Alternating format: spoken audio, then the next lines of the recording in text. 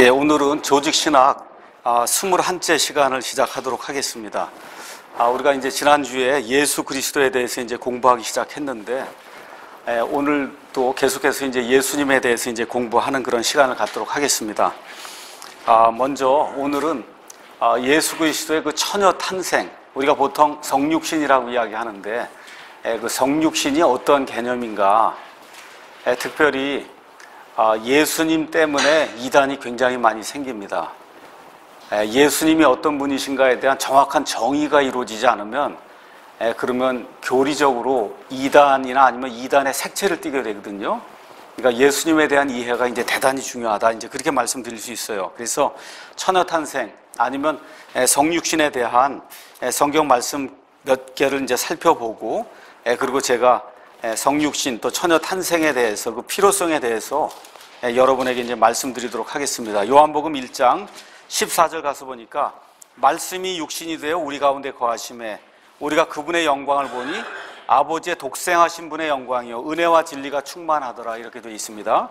요한복음 1장 1절 가서 보면 처음에 말씀이 계셨고 말씀이 하나님과 함께 계셨으며 말씀이 하나님이셨더라. 그 말씀이 곧 예수님이신데, 이 삼위일체의 둘째 위격이신데, 그 둘째 위격이신 그 하나님, 아들 하나님, 아니면 하나님의 아들, 그분께서 육신이 되어 우리 가운데 거하셨다.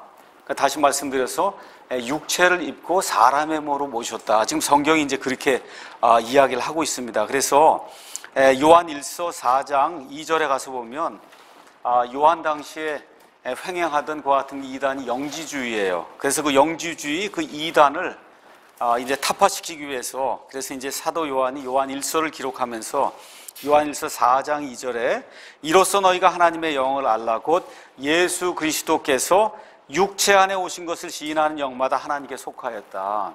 그러니까 예수님이 육체로 오지 않았다고 주장하는 그런 사람들이 있었다는 거예요. 그렇기 때문에 육체를 입고 사람의 몸을 입고 이 땅에 왔다고 하는 그런 사실을 지금 사도 요한이 강조해서 이제 보여주고 있습니다. 로마서 8장 3절 가서 보면 또 사도 바울이 뭐라고 이야기하느냐, 율법이 육신으로 말미암아 연약하여 능히 하지는 못하는 것을 하나님께서 하셨는데 곧 자신의 아들을 죄 많은 육신의 모양으로 보내시고 또 죄로 인하여 육신 안에서 죄를 정죄하셨느니라. 그래서 예수 그리스도의 그 육신 안에 이 세상 모든 사람의 죄를 그 안에 내려놓으심으로 그 순간에 예수님이 완전히 100% 죄덩어리가 되셔서, 그래서 십자가에 죽으실 때 그때 하나님의 의가 이루어져서 저와 여러분이 값없이 의롭게 되는 그와 같은 일이 생길 수 있었다. 성경이 이제 그렇게 이야기하고, 디모데전서 3장 16절 가서 보니까 또 이렇게 이제 기록이 되어 있습니다. 논쟁의 여지가 없이 하나님의 성품의 신비는 위대하도다. 하나님의 성품, 여기 가서 뭐 영어로 가틀리니스 이렇게 되어 있어요. 하나님이 하나님 되시는 것, 하나님이 하나님 되시는 것, 이 안에 놀라운 신비가 있다는 거예요. 그것은 뭐냐 하면 그가가 아니라 하나님께서 육체 안에 나타나시고, 그가가 아닙니다. 개역성경처럼 하나님께서 육체 안에 나타나시고 성령 안에서 의롭게 되셔서 하나님이 육신을 입고 이 땅에 사람의 몸을 입고 나타났다고 하는 이런 사실을 성경이 계속해서 우리에게 전달해주고 있습니다. 이걸 우리가 그리스도의 처녀 탄생 아니면 성육신, 영어로 인카네이션, 이제 그렇게 이제 이야기하는 겁니다. 자, 그러면 성육신에 대한 잘못된 견해 몇 가지를 여러분에게 말씀을 드리고, 성경적인 의미의 성육신이 무엇이고 처녀 탄생의 그 필요성이 무엇이고 그 의미가 무엇인가를 여러분에게 말씀드리도록 하겠습니다. 먼저 잘못된 견해를 주장하는 사람들 5종류가 있는데, 첫째는 에비온주의자예요. 에비온주의자는 예수님의 신성을 부인하는 거예요. 예수님 하나님이 아니라는 겁니다. 그 다음에 영지주의자가 있어요. 그건 뭐냐면 예수님은 사람의 모습을 입고 이 땅에 사람으로 나타나지 않았다는 거예요. 그러니까 영지주의자는 뭘 주장하는 거냐면 하나님이라고 하는 분은 워낙 거룩하신 분이기 때문에 사람과는 동떨어진 그와 같은 존재다. 그런 존재가 어떻게 이 더럽고 추악한 사람의 몸을 입고 올 수가 있느냐. 그러니까 여기 이 땅에 온 예수, 그 예수 안에 그리스도의 영이 들어가게 될 때 그 3년만 동안 그런 일을 행하고 십자가에 달려 죽을 때 그 그리스도의 영이 떠난 거다. 이와 같은 식으로 또 부활한 것도 실질적인 몸이 아니라 영체로 부활한 거다. 이런 걸 주장하는 그와 같은 사람들이 영지주의자다. 근데 요한일서 1장 1절 가서 보면 사도 요한이 이 점을 분명하게 우리에게 이제 이야기를 하고 있습니다. 처음부터 계셨던 그것, 즉 생명의 말씀에 관하여는, 그 말씀 가서 보니까 고딕으로 돼 있죠. 대문자 word가 W가 대문자로 돼 있죠. 그것을 우리가 들었고 우리 눈으로 봤다는 거예요. 우리 눈으로 보았고 자세히 살펴보았고 우리 손으로 만져보았다. 그게 누구예요? 예수님이잖아요. 그 예수님이 말씀하시는 걸 듣기도 하고 예수님을 보기도 하고 자세히 살펴보기도 하고, 사도 요한 같은 경우는 예수님의 품에 누워서 식사를 하기도 하고, 그렇죠? 사람으로 나타났다는 거예요, 지금. 그래서 이 영지주의자들의 주장을 우리가 단번에 이렇게 타격을 입힐 수가 있습니다. 그 다음에 나온 게 아리안주의자, 이거 여호와의 증인들이에요. 여호와의 증인들은 예수님의 선제성, 예수님이 이 영원전부터 존재하신다, 이건 맞는데, 근데 예수님은 하나님의 이 아들로서 우리가 지금 이야기하는 삼위일체의 아버지 하나님과 동등한, 모든 면에서 동등한 이와 같은 권능과 어미하심을 가지고 그런 분이 아니라, 예수님은 사람의 창조 이전에 지어진 창조물이다. 창조물 중에 으뜸 가는 자로, 그래서 예수님이 사람의 몸을 입고 오기 전에는 미가엘 천사장으로 온 우주 공간에 존재했다. 이렇게 이제 주장하는 겁니다. 자, 그 다음에 이제 나오는 게 뭐냐면 네스토리안이라는 사람이 있습니다. 네스토리안은 예수님의 그리스도의 몸 속에 두 개의 인격체가 있다고 믿은 거예요. 잘 들으셔야 됩니다. 인성의 인격체와 그 다음에 신성의 인격체. 자, 인격체라고 하는 말은 영어로 펄슨이에요. 펄슨. 이게 참, 하나님도 우리가 펄슨이라고 얘기할 수 있어요. 근데 어떤 분이 왜 하나님을 신격이라고 그러지 않고 인격체라고 얘기하느냐. 지금 그런 신격을 얘기하는 게 아니라 인격체라고 얘기할 때는 지정의를 갖고 있는 분이다, 그런 뜻이에요. 지정의. 아픈 걸 느끼기도 하고 말하기도 하고 표현하기도 하고 의지를 갖기도 하고, 이런 걸 얘기할 때 그걸 인격체, 펄슨이라고 얘기하는 겁니다. 그러니까 하나님도 펄슨이에요, 그런 의미에서. 근데 우리말로는 어떻게 표현할 수가 없기 때문에 인격체라고 이야기하는 거예요. 그래서 이 네스토리안의 주장은 이 그리스도 예수님 안에 두 개의 인격체가 있었다는 거예요. 신성을 가진 인격체가 있었고, 그 다음에 인성을 가진 그런 인격체가 있었다는 게, 두 개의 인격체가 있었다고 주장하는 게 네스토리안이란 이런 사람들의 이제 주장이고, 마지막으로 이제 유티키안이라고 하는 사람들이 이제 주장하는 것은 정반대로 가서 인성과 그 다음에 신성의 두 본성이 합쳐져서 이 둘과는 전혀 다른 셋째 본성을 가진 다른 인격체가 생성이 됐다는 거예요. 이게 지금 유티키안이라고 하는 사람이 주장하는 겁니다. 그러니까 저와 여러분이 이거 얘기하는 걸 잘 이해를 하셔야 됩니다.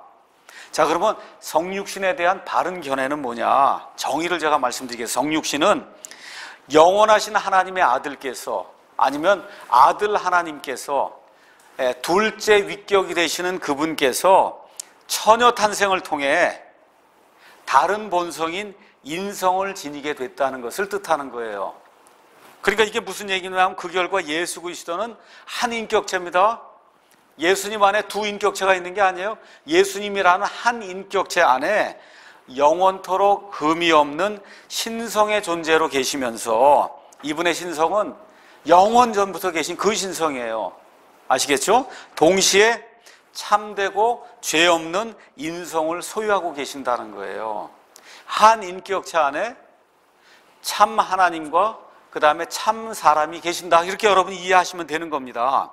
그래서 요한일서 1장 14절 아까 이제 읽었고요. 요한복음 1장 14절, 빌립보서 2장 7절에서 8절, 제가 다시 한번 요건 읽어보도록 하겠습니다. 빌립보서 2장 7절에서 8절, 6절부터 읽는 게 좋겠습니다. 그분은 하나님의 형체로 계심으로, 예수님은 하나님의 형체로 계심으로 하나님과 동등함을 강탈로 여기지 아니하셨다는 거예요. 그게 무슨 얘기예요? 아버지 하나님과 동등하다, 그 얘기입니다. 강탈로 여기지 아니하셨어요. 자기 게 아닌 거를 자기 거라고 강탈을 하면 그러면 문제가 생기는 거죠. 그 얘기는 무슨 얘기예요? 그러면 아버지와 동등하지 않은데 자기가 스스로 나는 아버지하고 동등하다고 해서 이 동등함을 강탈로 여겼으면 그러면 어떻게 되는 거예요? 예수님은 하나님이 아니라는 뜻이 되는 거예요. 근데 그게 아니라는 거예요. 그런데 스스로 무명한 자가 돼서 자기 자신을 비워서 스스로 무명한 자가 돼서 자기 위에 종의 형체를 취하시고 사람들의 모습이 되셨다. 지금 성경이 그렇게 이야기하는 겁니다. 그래서 성육신의 수단은 뭐냐? 처녀탄생이에요. 처녀탄생입니다.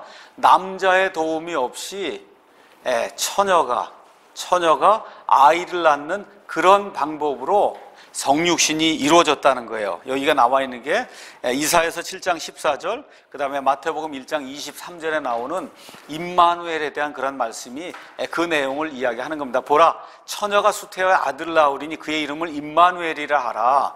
이것을 번역하면 우리와 함께 계시는 하나님이다. 하나님이에요. 하나님이 우리와 함께 계시는 게 아니라 우리와 함께 계시는 하나님이다. 그 뜻입니다. 자, 그래서 이 처녀 탄생, 마리아에게 나타날 때 처녀거든요. 천사가 와서 내 몸에서 아기가 태어난다고 할 때 마리아가 깜짝 놀랐죠. 내가 남자를 알지 못하는데 어떻게 이런 일이 있을 수 있습니까? 남자를 알지 못하는데 생기는 게 처녀 탄생이에요. 남자를 알고 생기면 그 처녀 탄생이 아닙니다. 그래서 여기 나오는 처녀라고 하는 그 말은 그리스 말로 파르테노스. 이 파르테노스는 성경에 여러 군데 나오는데 어디서나 다 남자를 알지 못하는 수처녀를 이야기하는 겁니다. 수처녀. 자, 그래서 다시 한번 정의를 내리면 예수 그리스도 그 한 분 안에 인성과 그 다음에 신성이 완벽하게 존재해요. 그럼에도 이렇게 존재함에도 결코 또 다른 셋째 본성이 생겨나는 게 아닙니다. 셋째 본성이 생겨난다고 얘기하면 그게 유티키안이 되는 거예요. 거기 제가 적어 놓은 거 조금 고치셔야 됩니다. 그럼에도 또 다른 셋째 본성이 형성된 것은 아니다. 이해하시겠죠? 거기에. 자, 그럼 이걸 제가 잠깐 설명을 하겠습니다. 19세기에 유명한 D.L. 무디라고 하는 그런 복음 전도자가 있었어요. 그래서 그 D.L. 무디가 삼위일체에 대해서 왜 이 처녀 탄생의 그 필요성에 대해서 왜 이것이 필요한 것인가, 이거를 이런 방식으로 이제 설명을 했다 그럽니다. 생물학을 열심히 공부하는 젊은 생물학도가 있었어요. 그래서 이 사람이 개미에 대해서 지대한 관심을 가지고 개미를 연구하기 시작했어요. 그렇게 하다가 어떤 특별한 종류의 개미들이 많이 모여 사는 그런 개미 언덕을 발견했다는 겁니다. 그래서 개미들이 가보니까 막 열심히 일을 하고 뭐 여왕개미도 있고 일개미도 있고 이게 많지 않습니까? 그래서 이제 이 내용들 여기다 이제 이야기를 해서 이걸 잘 적어갖고 그래서 어떻게 하든지 이 개미에 대한 그와 같은 책을 좀 써봐야 되겠다.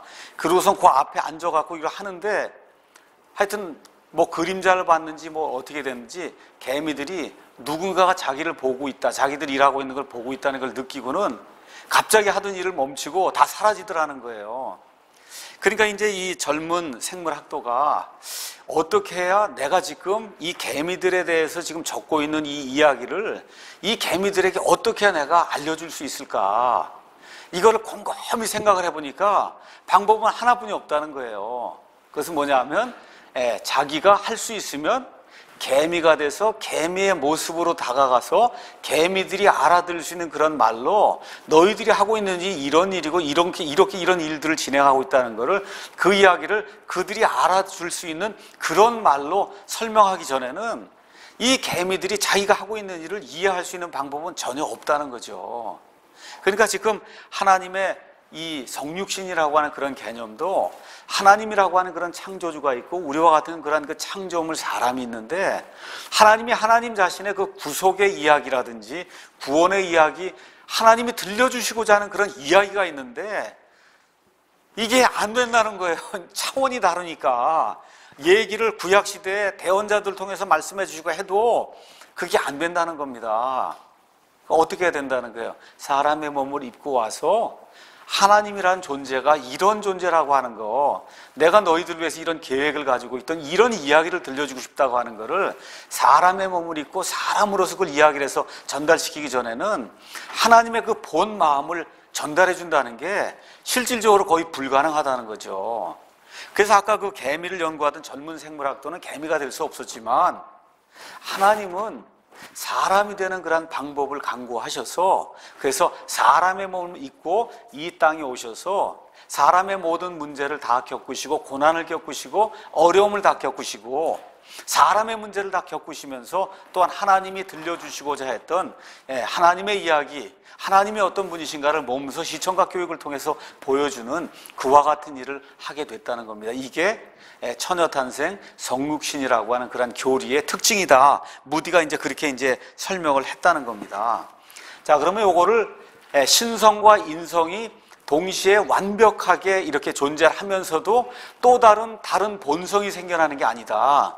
이거를 신학적인 용어로는 뭐라고 얘기하냐면 실질적인 연합. 그래서 영어로는 하이포스테틱 유니언 그렇게 얘기해요. 둘이 이렇게 신성과 그다음에 인성이 이렇게 결합을 하는데 그 결합이 영어로 실질적인 그걸 뜻하는 하이포스테틱 유니언이라는 겁니다. 이건 무슨 얘기냐면 하나님의 아들 아니면 아들 하나님 아니면 그리스도께서 이 땅에 오셔서 자기 위에 인성을 취하시고 그 다음에 영원토록 한 인격체 안에 완전한 신성과 참된 그와 같은 인성이 분리될 수 없게 연합이 된 것.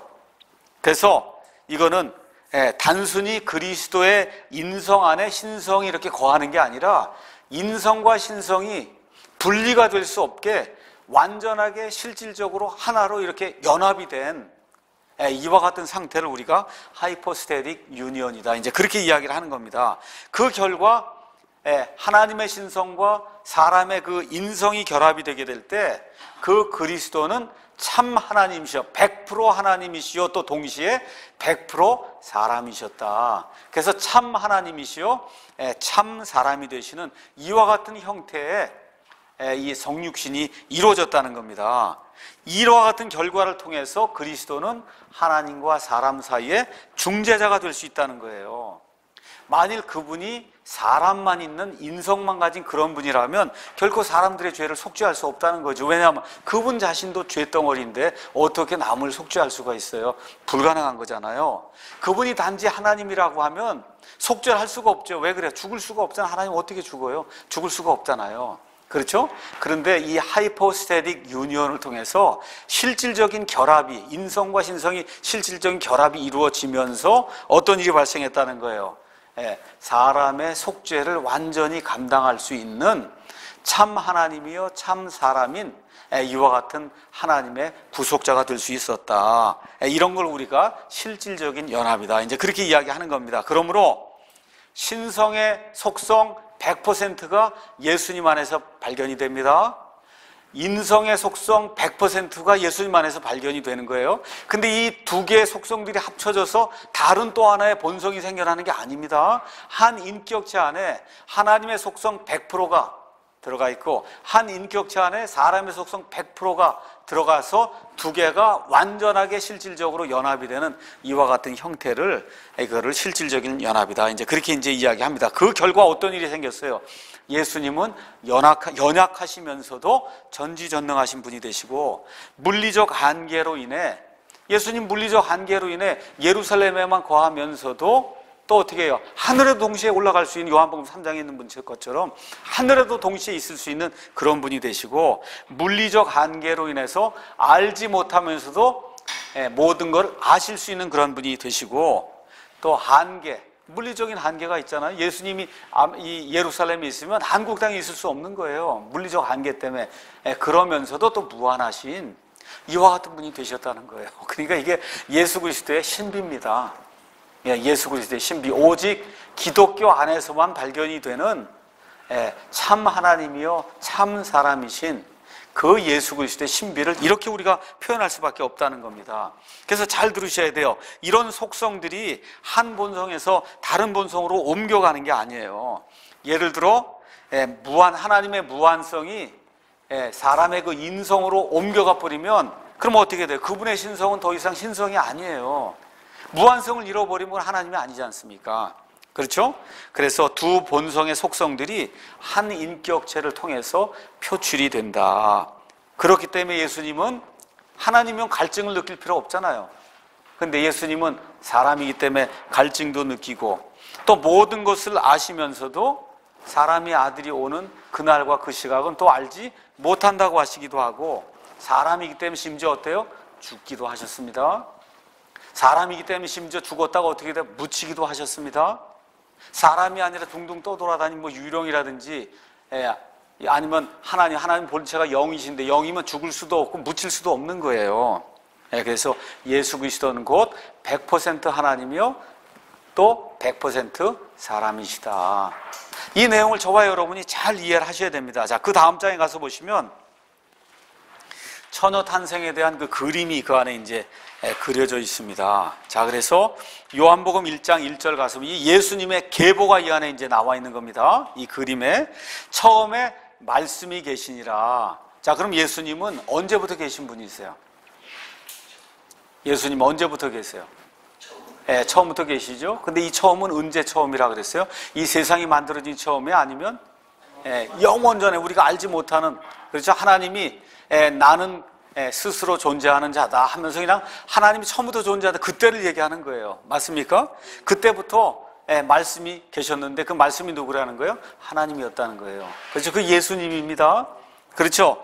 그 다음에 이제 지금부터 6,000년 전에 하나님께서 온 우주 공간과 사람을 만드셔 아담을 만드셨어요. 아담이 타락하게 됐어요. 맞습니까?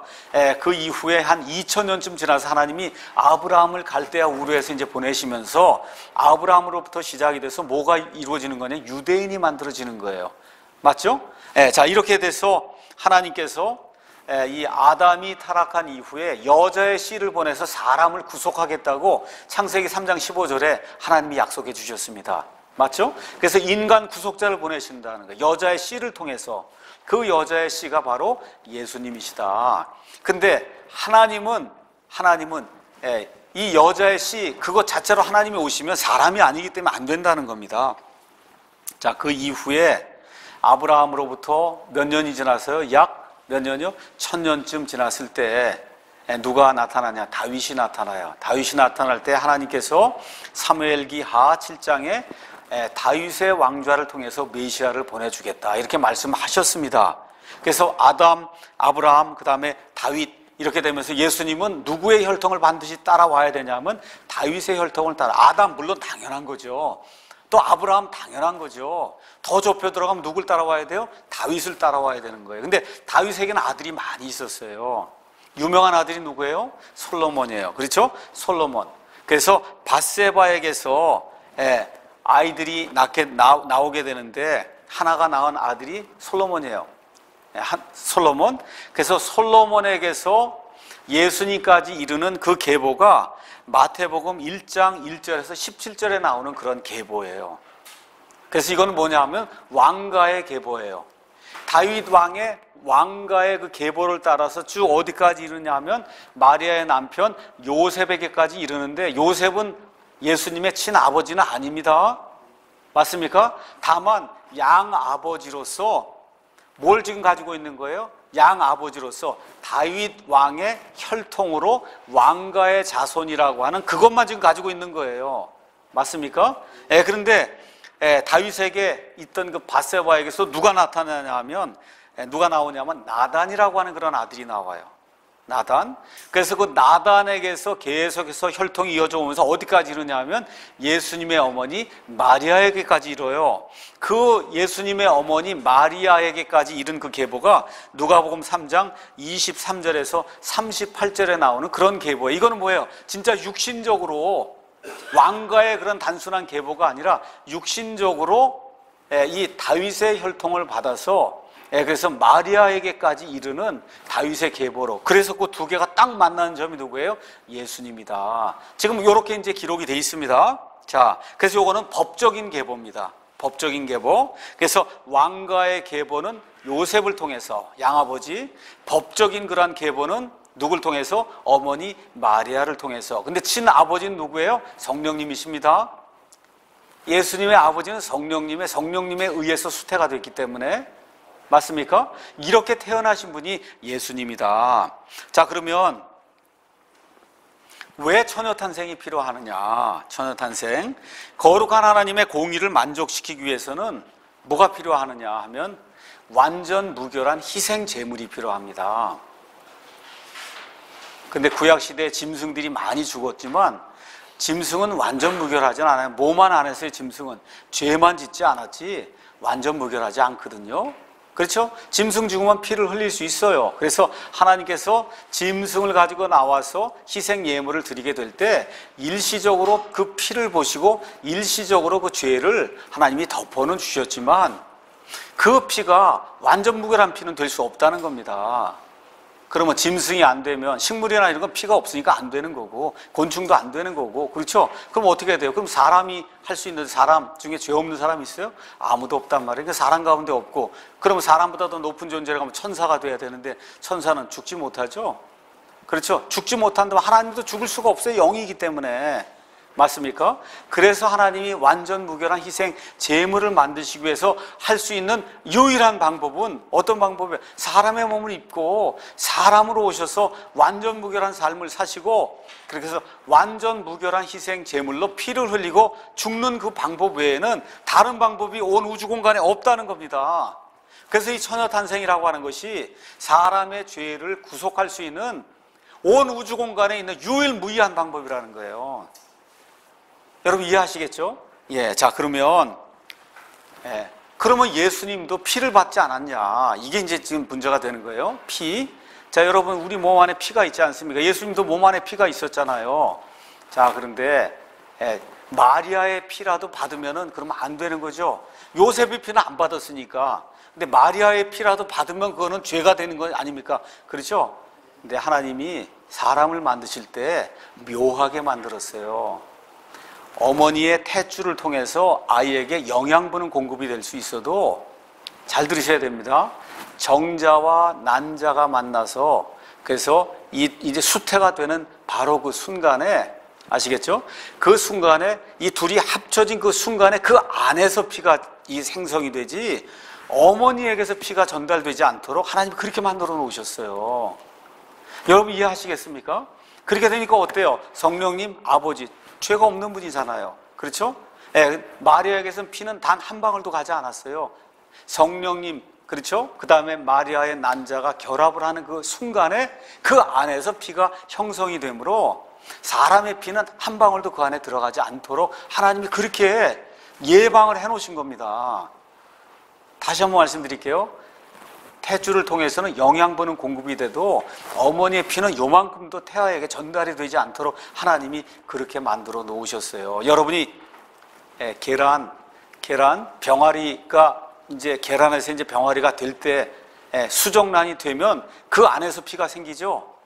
맞습니까? 뭐 어미 닭이 피 주는 게 아니에요. 정자와 난자가 결합이 딱 되면 그 안에서 피가 생성이 되는 거지 어미 닭이 피를 주는 게 아닙니다. 아시겠죠? 그래서 우리 예수님의 피는 사람의 피가 아니라 하나님의 피다. 그렇게 성경이 이야기를 하는 거예요. 사도행전 20장 28절에 가서 보면 그 내용이 성경이 이제 기록이 되어 있습니다. 그러므로 너희 자신과 온 양떼에게 주의를 기울이라. 성령님께서 너희를 그들의 감독자로 삼으사 하나님의 교회 곧 그분께서 자신의 피로 사신 교회를 먹이게 하셨느니라.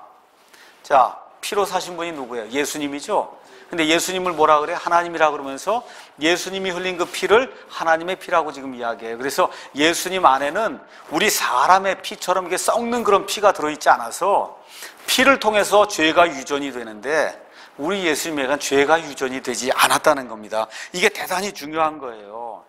이렇게 해서 다윗 왕으로부터 내려오는 그런 계보를 예수님이 물려받되 왕가의 계보는 그의 양아버지 요셉을 통해서 물려받았고 법적인 계보는 자기의 친어머니 마리아를 통해서 계보를 받았고 피는 하나님에게서 받았고 이렇게 돼서 이 세상에 한 번도 존재한 적이 없고 앞으로도 존재하지 않을 예수 그리스도가 이 땅에 태어나신 거예요. 지금부터 2000년 전에.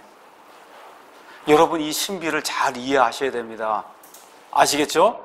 이 신비를 잘 이해하셔야 돼요. 이걸 잘 설명하셔야 됩니다. 그래서 이 처녀 탄생의 그 기적에서 가장 중요한 것은 예수님이 응애하고 어머니 뱃속에 나온 게 중요한 게 아니라 뭐예요? 어머니의 태 속에 예수님이 딱 탄생이 출생이 되는 뭐라 그래? 그걸 우리가 컨셉션, 수태가 된다고 얘기하죠. 잉태된 게 중요한 거예요. 잉태되면 자연히 출생하잖아요. 그러니까 출생은 나중에 나오는 거고, 처녀 탄생에서 가장 중요한 것은 이 마리아의 몸 안에, 그래서 성령님이 마리아의 난자와 결합을 해서 딱 수태가 되는 그 순간, 아시겠죠? 그 순간에 참 하나님과 참 사람이 되시는 예수님이 그 안에 수태가 됐다는 겁니다. 이게 중요하다는 거예요. 이 수태는 초자연적인 수태예요. 근데 성경에 가서 보면 초자연적인 수태가 많이 나옵니다. 예를 들어 아브라함의 아내 사레는 몇 세에 아들 이삭을 낳아요? 90세에 낳아요. 예, 맨스가 다 끝이 나서 도저히 아기를 낳을 수 없는데 납니다. 초자연적인 출생이죠. 맞습니까? 또한 사무엘의 어머니 한나도 하나님께서 그 기도를 들어주셔서 초자연적인 출생을 하게 됩니다. 또 예수님의 어머니 마리아의 사촌이었던 엘리사벳도 초자연적인 출생을 해서 누구를 낳죠? 침례자 요한을 낳죠. 그런데 예수님의 출생은 초자연적인 출생일 뿐만 아니라 독특한 출생이에요. 이런 일은 지금도 가능할 수 있어요. 지금도 아기 못 낳으면 어떻게 해요? 시험관하기 할 수 있습니다. 맞아요? 시험관하기 할 수 있어요. 그 초자연적인 출생의 어느 면에서 또 뭐로도 날 수 있어요? 인간 복제로도 날 수 있어요. 인간 복제로도. 그것도 초자연적인 출생이에요. 근데 독특하진 않아요. 왜 독특하지 않아요? 예수님에겐 아버지가 성령님이었단 말이에요. 아시겠죠? 예. 자, 이게 중요하다는 겁니다. 그래서 하나님의 아들이 베들레헴에서 몸을 가진 아기로 태어난 결정이에요. 것이 아니라 태어난 그 결정은 지금부터 2000년 전에 이루어진 게 아니라 언제 이루어졌어요? 영원 전에 하나님이 이미 가지고 계셨던 그런 계획이라는 겁니다. 그래서 그분은 앞으로 영원토록 이 몸 안에서, 다시 말씀드려 부활하신 그 몸 안에서 심지어 목까지 다 가지고 계세요. 모두 가지고 계세요? 십자가 달릴 때 뭐 있어요? 이 못자국과 여기 허리에 창자국까지 가지고 계신 그 몸 안에서 자기를 드러내실 거라는 거예요. 여러분, 부활하신 이후에 도마에게 나타나셔서 이 못자국에 손을 넣고 이걸 만져보라 그랬죠. 그 자국을 그대로 갖고 계신, 그 몸을 가지고 계신 그 상태로 승천하셔서 그 상태로 지금 아버지 앞에 계시고, 그래서 디모데전서 2장 5절 가서 보시면 무엇라고 이제 기록이 되어 있냐? 한 하나님이 계시고 하나님과 사람들 사이에 한 중재자가 계시니 곧 사람이신 그리스도 예수님이시라. 하나님과 사람들 사이에 이제는 중재자가 한 분 계시는데 그분이 누구예요? man이라는 거예요. man Christ Jesus라는 거예요. man Christ Jesus. 아시겠죠? 둥둥 떠 있는 뭐 돌아다니는 그런 영이 아니고, 아시겠죠? 그 예수님은 어떤 육체를 갖고 있어요? 십자가에 달려서 죽으신 이후에 부활하실 때 나타났던 그 육체를 그대로, 그 몸을 그대로 갖고 계신 그런 형태로 예수님이 자기 자신을 드러내실 것이다. 성경이 그렇게 이야기를 하고 있는 겁니다. 자, 그러면 예수님이 이와 같은 그 성육신을 하신다는 그와 같은 내용이 성경에 이미 기록이 되어 있습니다. 구약 성경의 예언의 말씀 몇 가지 보도록 하겠습니다. 예수님이 이 세상에 오신다고 하는 게 제일 먼저 어디에 나와요? 창세기 3장 15절에 이 내용이 이제 나옵니다. 제가 먼저 읽겠습니다. 3장 15절. 내가 너와 여자 사이에 또 내 씨와 그녀의 씨 사이에 적개심을 두니 너는 뱀입니다. 그러니까 내 씨는 뱀의 씨, 그녀의 씨는 여자의 씨 사이에 적개심을 두리니 그 씨는 내 머리를 상하게 할 것이요, 그 여자의 씨가 내 머리를 상하게 할 것이요, 너는 그의 발꿈치를 상하게 할 것이니라. 그래서 발꿈치를 상하는 건 괜찮습니다. 근데 머리를 상하면 죽는 거거든요. 파멸당하는 거예요. 그래서 이 예수님에 의해서 마귀가 궁극적으로 파멸당하는데 마귀도 가만히 있지 않아요. 어떻게 해요? 예수님의 발꿈치를 문다고 얘기를 하는 거예요. 상하게 한다. 어때? 예수님 죽기까지 그렇게 만들어서 바로 이런 데서 아킬레스건이라고 하는 그와 같은 신화가 나오는 거예요. 아킬레스건 아시죠? 네. 그래서 이런 것들이 그리스 로마 신화로 넘어가면서 아킬레스건이 아시죠? 거기가 취약점이라고 얘기하는 그런 것들이 이런 데서 이제 나오는 겁니다. 그래서 출생에 대해서는 이미 하나님께서 창세기 3장 15절에 말씀해 주셨고, 출생의 방법은 여자의 씨로 온다는 거예요. 여자의 씨. 그래서 방법은 처녀 탄생이다. 이사야서 7장 14절에 있는 말씀 제가 중요하니까 한번 읽도록 하겠습니다. 이사야서 7장 14절. 그러므로 주께서 친히 한 표적을 너에게 주시리라. 보라, 처녀가 수태하여 아들을 낳고 그의 이름을 임마누엘이라 하리라. 임마누엘은 마태복음 1장에 가서 보니까 우리와 함께 계시는 하나님이란 뜻입니다. 자, 그러면 그 출생의 본질은 뭐냐? 9장 6절에 이제 나와 있습니다. 이사야서. 이는 한 아이가 우리에게 태어났고, 아이는 뭘 가리켜요? 인성을 가리키는 겁니다. 예수님의 아이가 태어났단 말이에요. 인성이잖아요. 그렇죠? 한 아들을 우리에게 주셨는데, 한 아들, 이건 예수님의 그 신성을 이야기하는데, 그 신성에 대한 설명이 그 다음 장에 나오는 거예요. 다음 절에. 그의 어깨에는 정권이 놓이고, 그러니까 예수님은 그냥 오는 게 아니라 메시아 왕국의 이 정권을 가지고 오시는 그런 분이시다. 그렇죠? 그러면서 뭐라고 써 있어요? 그의 이름은 놀라우시니, 좋은 자, 강하신 하나님, 영존하는 아버지, 평화의 통치자라 할 것이기 때문이라. 그의 정권과 화평의 번창함이 끝이 없으며, 예수님은 정권을 갖고 오는 분이세요. 왕국을 세우는 분이십니다. 그가 다윗의 왕자와 그의 왕국 위에 군림하여 그것을 정비하고 이제로부터 영원토록 판단의 공의와 정의로 그것을 굳게 세우리라. 만군의 주의 열심히 이것을 이루라. 하나님이 약속까지 해주시네요. 만군의 주의 열심히 이것을 반드시 이루어내겠다. 이렇게 이제 성경이 이야기하고 있습니다. 자, 그럼 예수님은 어느 민족에서 출생해야 되느냐? 아시다시피 반드시 이스라엘에게서 나와야 돼요. 창세기 12장 3절에 아브라함에게 약속한 것처럼 이스라엘에게서 나와야 되고, 이스라엘 다음에 누가 나와요? 이스라엘이 아니라 아브라함입니다. 아브라함에게서 이제 나와야 되고, 아브라함 다음에 이삭이 나오고, 이삭 다음에 야곱이 나오는데, 야곱이 곧 이스라엘이에요. 이스라엘에 12지파가 있었어요. 그 12지파 중에 한 지파가 유다예요. 그래서 유다에게서 메시아가 나온다고 창세기 49장 9절에서 10절이 이야기합니다. 그럼 제가 읽어보겠습니다. 창세기 49장 9절에서 10절 가서 보니까, 유다는 사자 새끼로다. 내 아들아, 내가 탈취한 것을 떠나서 위로 올라갔도다. 그가 엎드리고 웅크린 것이 사자 같고 늙은 사자 같으니 누가 그를 깨워 일어나게 하리요. 10절, 실로가 오실 때까지. 실로가 메시아예요. 실로, 영어로는 샤일로 이렇게 읽는 건데 실로입니다. 실로가 호칭을 이야기하는 거예요. 실로가 오실 때까지. 창세기 49장 10절입니다. 홀이 유다를 떠나지 않는다. 홀이 뭘 얘기하는 거예요? 왕권을 이야기하는 겁니다. 왕권을 이야기해요.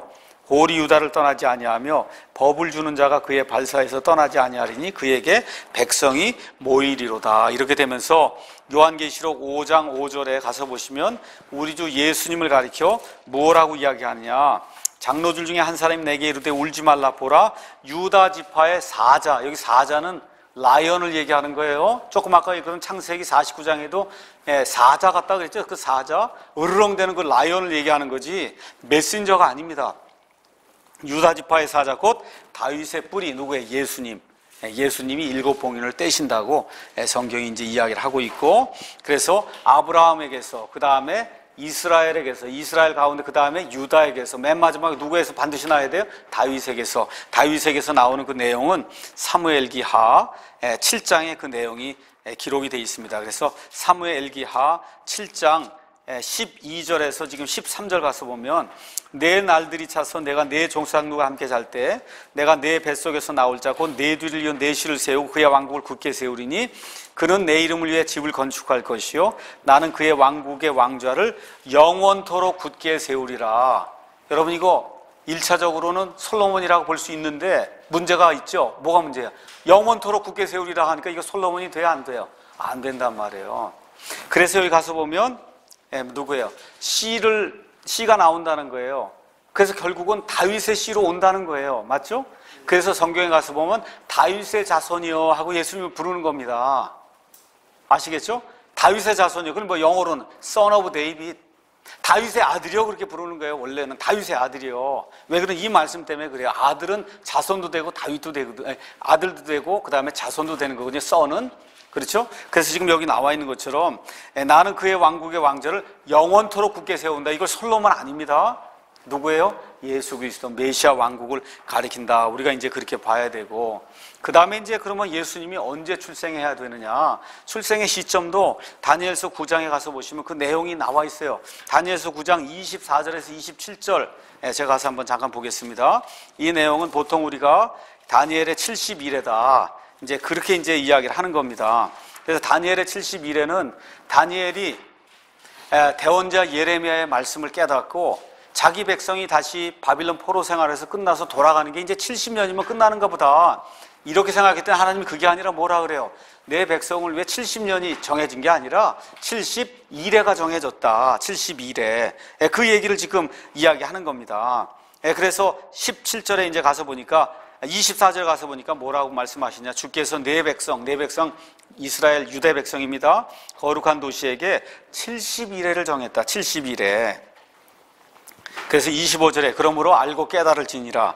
예루살렘을 회복하고 건축하라는 명령이 나가는 때로부터 통치자 메시아에 이르기까지 7일회와 60일회가 있어요. 69일회가 있는데, 뭐 다니엘 이 재림과 휴고 세미나 다 들으신 분들은 아시겠지만 여기 나온 일회는 7년을 가리키거든요. 그래서 7년을 가리키면 지금 69일회가 지나야 메시아가 오는 게 아니야, 메시아가 죽는 때가 온다는 거예요. 맞죠? 그래서 7일회와 62일회가 있으리니 심지어 곤란한 때에 거리와 성벽이 다시 건축될 것이며, 그 62일회가 끝난 뒤에 메시아가 끊어질 터이나 자기를 위한 건 아니다. 그러니까 무슨 얘기예요? 예루살렘 성벽을 건축하라는 프로젝트가 시작이 돼서 483년이 지나는 그때에 예수님이 십자가에서 죽는데 자기를 위해 죽는 게 아니라는 거예요. 나와 있죠? 그렇죠? 그래서 가서 이 483년을 이때로부터 계산하면 대략적으로 AD 30년경에 예수님이 죽는 것으로 나와 있어요. AD 30년. 자, 그러면 누가복음 3장에 나와 있는 것처럼 예수님이 공생애를 시작하실 때 나이가 얼마쯤 됐어요? 30살쯤 됐고, 공생의 기간이 얼마쯤 됐어요? 3년 반이 됐기 때문에 AD 30년에서 3년 반을 빼면 33년 반을 빼면 BC 4년경에 헤롯 왕 당시에 예수님이 태어난 걸로 그렇게 우리가 역사적으로 증명할 수가 있습니다. 예수님의 출생의 장소는 이미 미가서 5장 2절에 베들레헴 에브라다라고 하나님이 이미 말씀해 놓으셨습니다. 그 다음에 또 출생에 대해서 독특한 일이 일어날 거라고 하나님이 말씀해 주셨죠. 예레미야 31장 15절 가서 보니까 라헬이 자기 자녀들이 다 죽어 없어져서 애통하는 것과 같은 그 모습이 그 안에 기록이 되어 있는데, 예수님께서 태어나셨을 때 어떤 일이 발생해요? 그 주변에 이 2살 이하의 모든 아이들을 잡아 죽이는 그와 같은 일이 이제 생기면서 예레미야 31장 15절에 있는 그 대언의 말씀이 예수님에게서 성취가 됐다. 성경이 지금 그렇게 이야기를 하고 있습니다. 자, 그 다음에 신약 성경에도 예수님이 나타난 것에 대해서 적어도 8명 아니면은 8그룹에게 성육신의 소식이 전달된 것이 이제 성경에 나와 있습니다. 첫째는 침례자 요한의 아버지 사가랴에게 이 소식이 전달됐습니다. 누가복음 1장 17절, 76절. 그 다음에 예수님의 어머니 마리아에게 태어나기도 전에 천사가 와서 이 소식을 전달해 줬습니다. 그 다음에 또 누구에게 나타났어요? 침례자 요한의 어머니 엘리사벳에게 이 소식이 전달이 됐습니다. 그 다음에 또 예수님의 양아버지가 될 요셉에게도 이미 천사가 나타나서 이 내용을 전달해 줬습니다. 자, 그 다음에 이 누가복음 2장 10절에서 12절 가서 보면 천사들이 목자들에게 예수님이 태어난 것을 알려주고 그 동네에 가서 그 어린아이에게 경배하라고 이제 말씀해 줬고, 그 다음에 동방에서도 지혜자들이 이제 오게 되는데, 동방에서 온 지혜자들이 마태복음 2장 1절에서 2절 가서 보시면 유대인의 왕으로 태어나신 이가 어디 있느냐, 우리가 그에게 경배하러 왔다. 누구예요? 유대인들의 왕으로 태어난 이가 어디 있느냐. 그렇죠?